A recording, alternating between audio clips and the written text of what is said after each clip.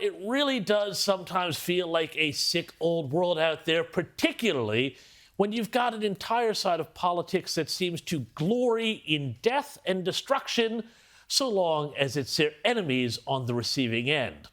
Now, late last week in Washington, D.C., this young couple who worked at the Israeli embassy in the U.S. Capitol were gunned down in cold blood, allegedly by this man, Elias Rodriguez, a hard-left radical with a long history of support for communist, socialist, and pro-Palestine causes, as they left an event at a Washington Jewish museum.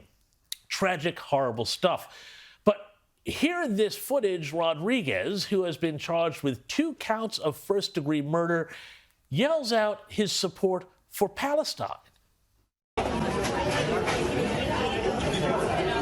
No. Free Palestine! Free Palestine! Free Palestine!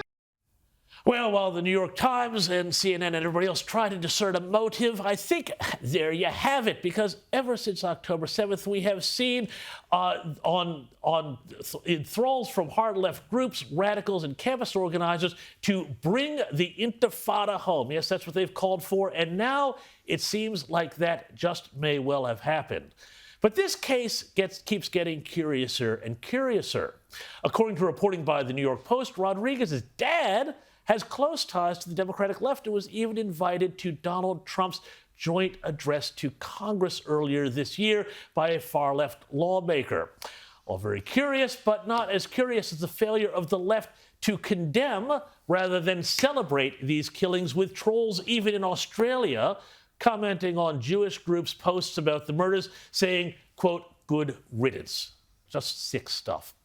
And of course, this has become a global phenomenon. I mean, just look at the comments running here on this live feed of a police update on the shooting, all filled with calls to, again, yes, that idiot chant, free Palestine, which is what the alleged killer shouted, as I played before, when he was taken into custody. And of course, there are demands as well there for the destruction of the Jewish state. Meanwhile, in Washington, there was Democrat squad member Ilhan Omar, who couldn't even bring herself to condemn the shooting herself. Congresswoman Omar, can I get your home? reaction to the shooting that happened in D.C. last night? I'm going to go for now. Yes, that's right. She's just going to go for now. What an absolutely cowardly response. Meanwhile, in Canada, a Greens candidate in Alberta named Jaden Baldonado appeared to celebrate the murders, saying peaceful protest has failed, in comparing the shooter to Luigi Mangione, who was accused of shooting dead the CEO of an American health insurer on a Manhattan street last year.